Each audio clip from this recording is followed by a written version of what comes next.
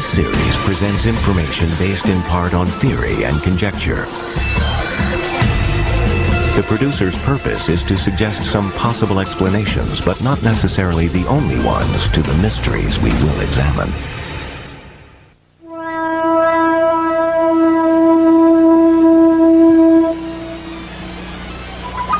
They've been reported at dusk or in the dead of night, in clearings, amid still woods and fields in lonely farm country.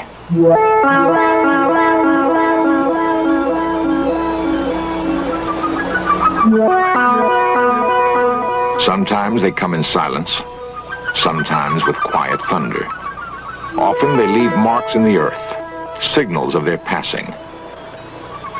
They've been seen but fleetingly, and their extraordinary presence creates a frightening mystery. In fields from West Virginia through Wisconsin to Oregon are the beginnings of answers.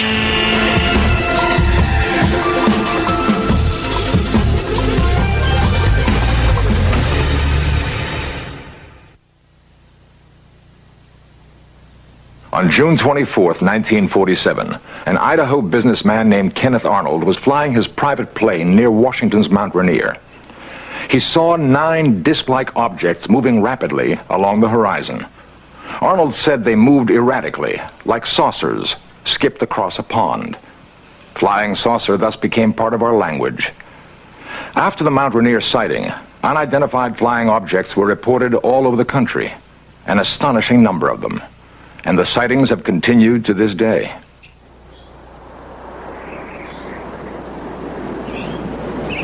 A chill morning in Mellon, Wisconsin. Quiet fields and quiet people. Yet something remarkable happened on the Mellontown Road. Something that would have seemed incredible if it hadn't happened to people as down to earth as the town of Mellon itself. How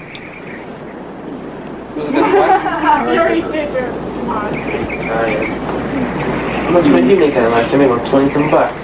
I made about $5.60. Philip Baker works in a mill on the same job for more than 20 years. He's grown up here and passed on to his children a love for the land, a love for planting and harvesting his own crops, for cutting wood to warm the house in the long Wisconsin winters.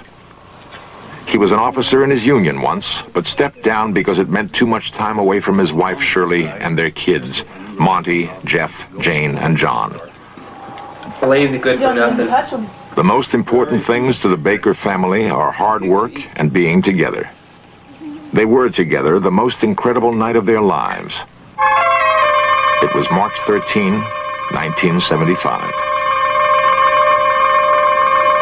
I was carrying the 2 cats. I was walking to the garage, and I got by this corner, right by the house here, and I looked, and there was this weird object, funny noises, and it was really bright, and I didn't know what I should do.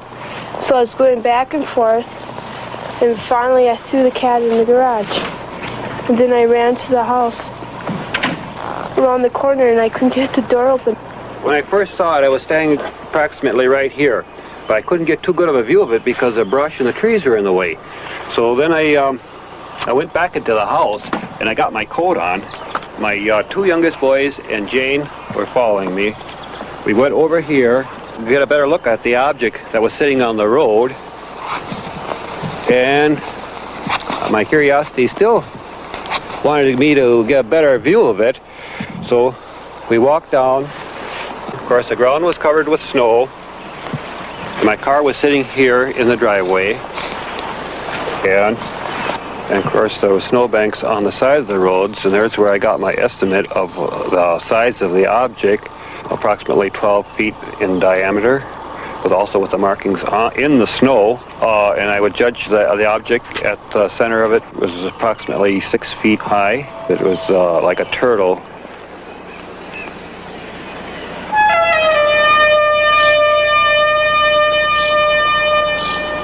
My 2 boys and my girl started to proceed here closer. My girl told me not to go any closer to it.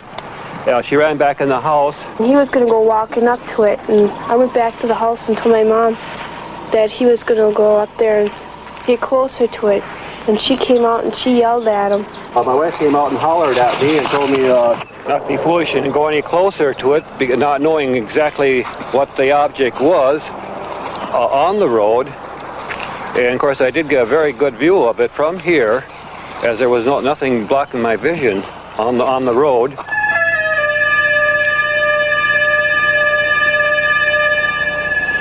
Montgomery was looking out the upstairs windows where he got his view of the object.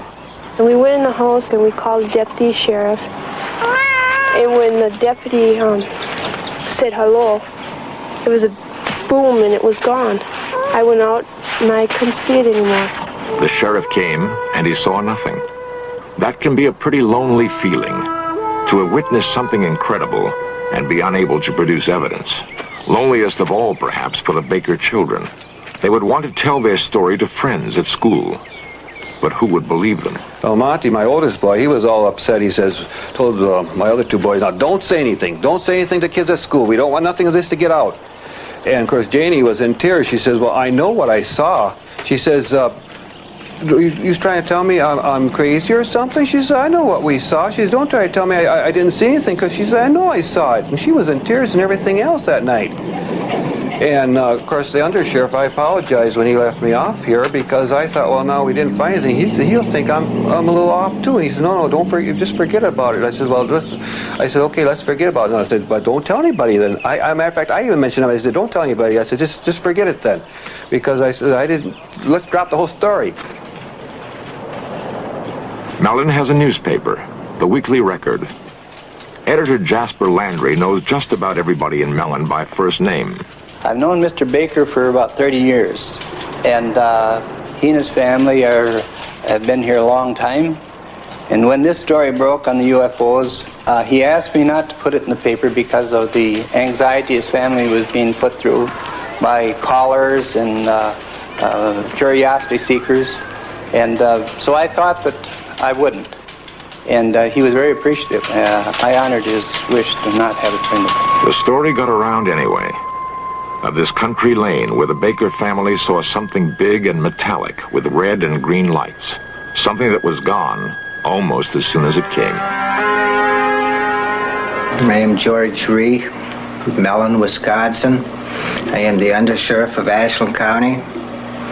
On this night in question, I answered a complaint of Philip Baker, and I arrived at the site and I investigated it, and I firmly believe that the Baker family did see an object. Sheriff Ree had good reason to believe Baker's story. He may have arrived at the Baker house too late to see anything there. But when he left, a second call came to investigate reported lights in the sky.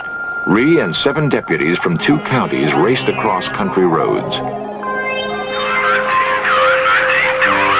Sheriff Ree would sight a bright object darting in the sky, call on his radio for another car to intercept it, and the object would dart away, sometimes to briefly join another hovering in the sky.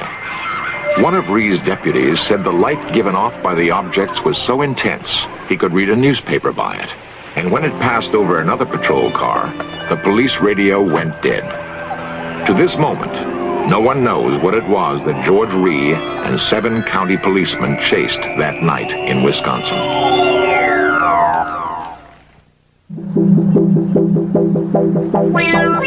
Big Chimney, West Virginia. It has been suggested that the overwhelming percentage of UFO sightings occur in small towns and rural farmlands for good reasons. The view is less obstructed, for one thing. The residents are more likely to be looking up at the sky, more sensitive to the changing lights above. It's about 9:30 the night. We were driving north on 119 towards Clendon, and my wife saw some intensely bright lights in the sky, and she commented that this was the brightest airplane lights that she'd ever seen. I looked up, and there's this big diamond-shaped object with big flat ends set right above the treetops. Carol Critchfield pursued his UFO to the spot where he saw it set down and found marks that could have been made by landing gear.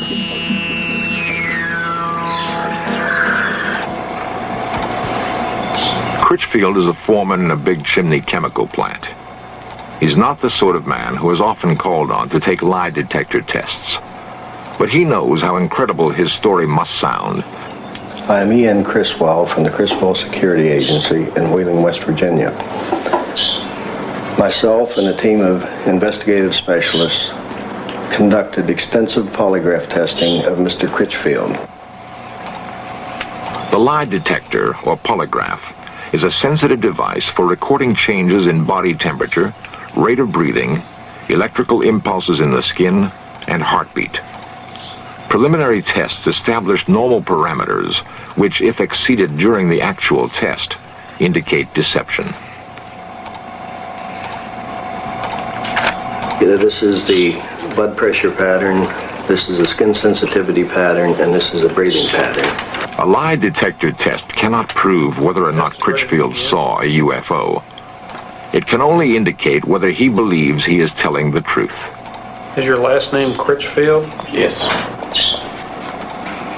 Do you intend to answer all of my questions truthfully? Yes. Are you being completely truthful to the best of your belief concerning the object which you described and saw in the written statement describing the events of June 12, 1975? Yes.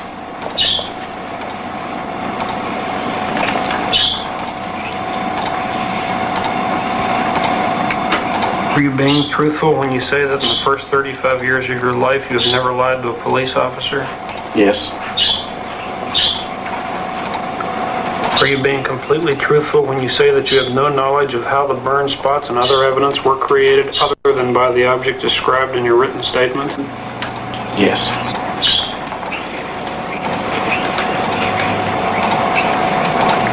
The test is now over.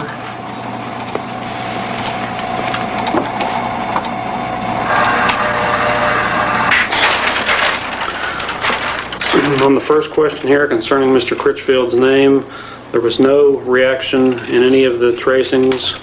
And the second question concerning the, does he plan to answer all questions truthfully? Again, there were no reactions indicating deception. And question number 3 concerning the object that Mr. Critchfield described in a written statement previous to this examination, there were no reactions significant of deception. On the question concerning the burn spots and the other evidence left by the object, there were no reactions indicative of deception. And it is our opinion that Mr. Critchfield has told the complete truth about all statements concerning the object he cited on June 12, 1975.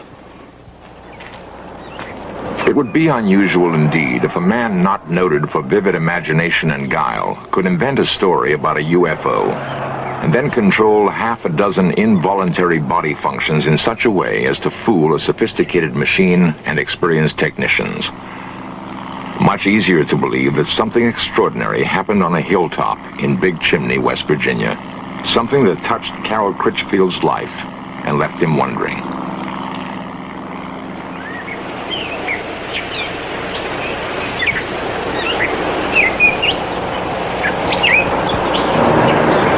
The pocket transit also can be used to get... Some men, like Ted Phillips, are dedicated to finding answers for the growing number of perplexed people who have had UFO experiences. Phillips is an amateur scientist and UFO investigator. Neat little pocket penetrometer.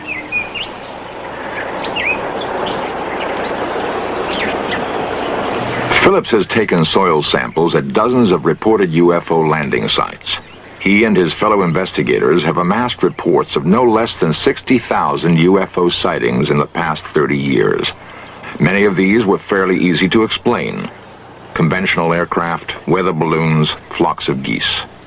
But more than 900 cases remain unexplained. Phillips has an important ally in his search, the University of Kansas Aerospace Science Laboratory. It is the place he sends soil samples for analysis. Dr. Edward Zeller is the man in charge.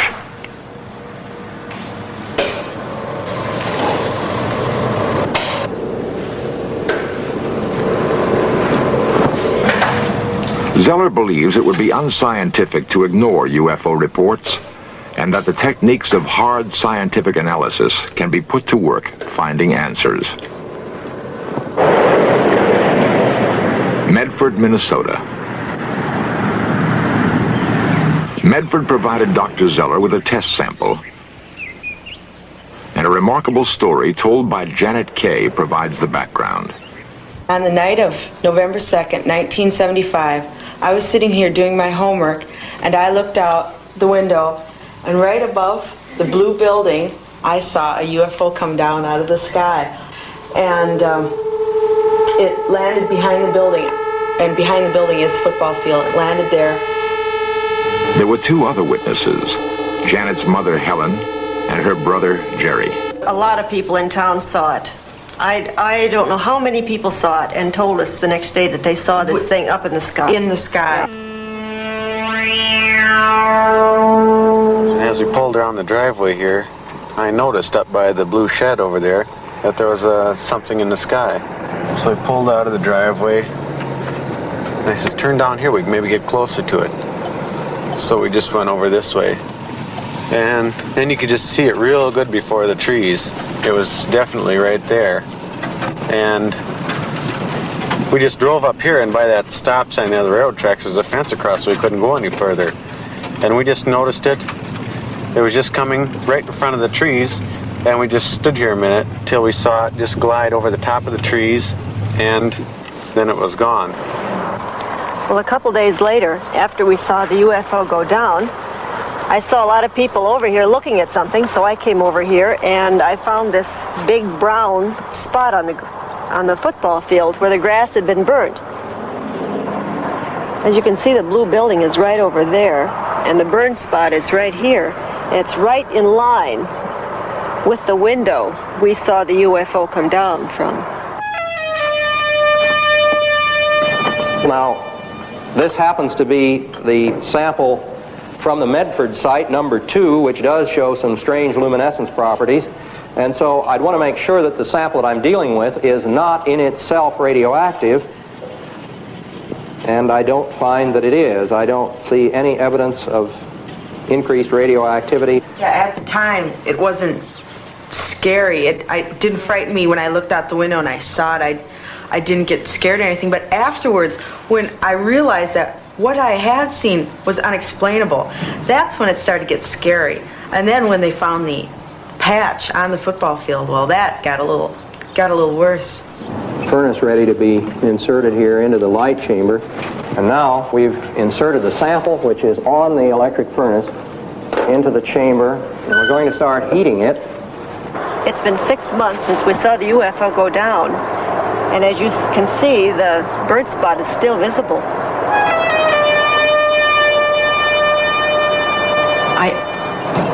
I just wish I knew what it was. Don't you think so? Yeah, I mean, if it was something, you know, from another country or something the Army was putting up in the air, I wish they'd come and tell us that, that this was it, and not just leave us out here thinking that it was something from some outer space place. I'd be satisfied with any kind of an explanation.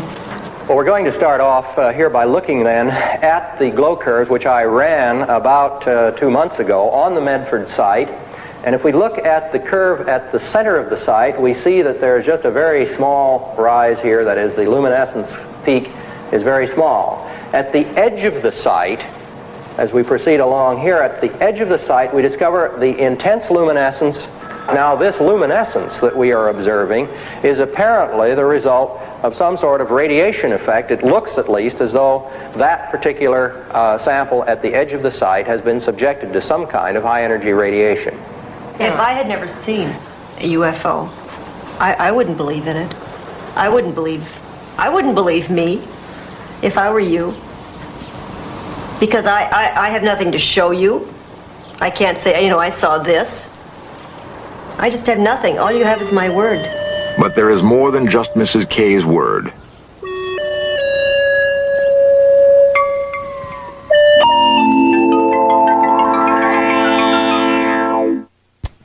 In a recent Gallup poll, 15 million Americans claim to have seen a UFO. 15 million. The same poll showed that 51% of the adult population is convinced that flying saucers are real. For those who haven't seen one, this is a recreation of what Carol Critchfield saw on a hilltop in Big Chimney, West Virginia.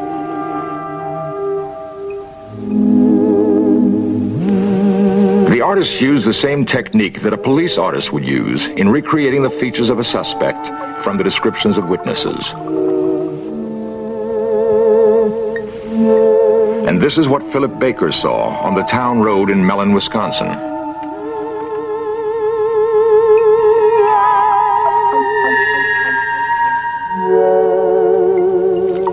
Helen Kay and her children saw this object land on a football field in Medford, Minnesota. The last systematic attempt by the U.S. government to investigate UFOs was conducted by the Air Force and was called Project Blue Book. Project Blue Book ended in 1968. The Air Force had by then investigated more than 11,000 UFO sightings and found explanations for all but 676.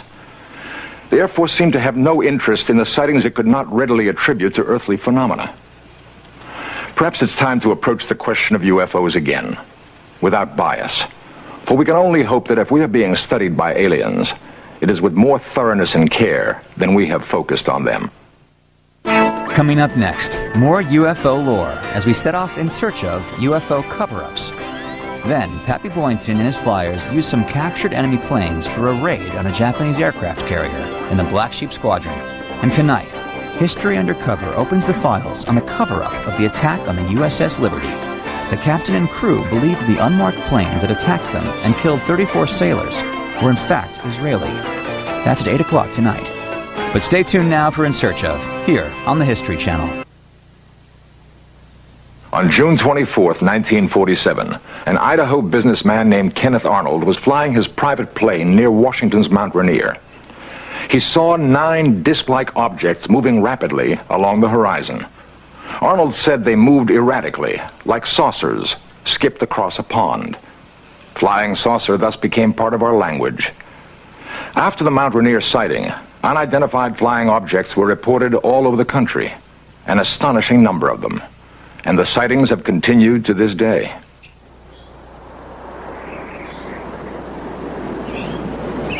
A chill morning in Mellon, Wisconsin, farm country.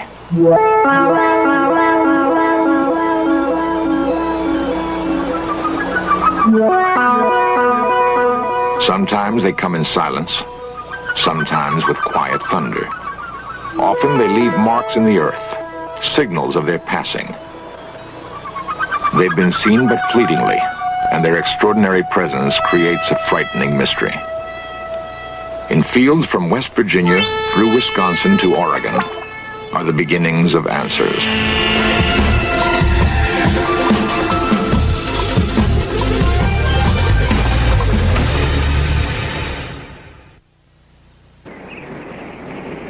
Quiet fields and quiet people. Yet something remarkable happened on the Mellontown Road. Something that would have seemed incredible if it hadn't happened to people as down to earth as the town of Mellon itself. How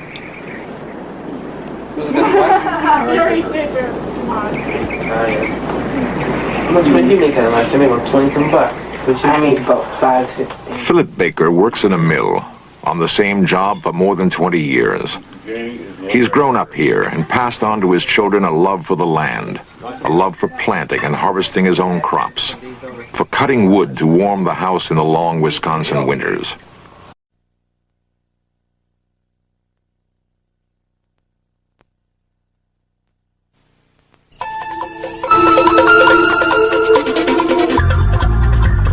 This series presents information based in part on theory and conjecture.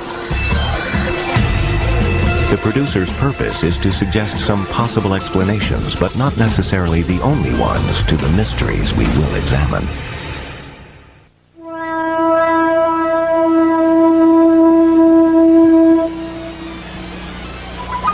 They've been reported at dusk or in the dead of night, in clearings, amid still woods and fields in lonely farms. He was an officer in his union once, but stepped down because it meant too much time away from his wife Shirley and their kids, Monty, Jeff, Jane, and John. Lazy good for nothing. The most important things to the Baker family are hard work and being together. They were together the most incredible night of their lives. It was March 13, 1975. I I was carrying the 2 cats. I was walking to the garage. And I got by this corner, right by the house here. And I looked, and there was this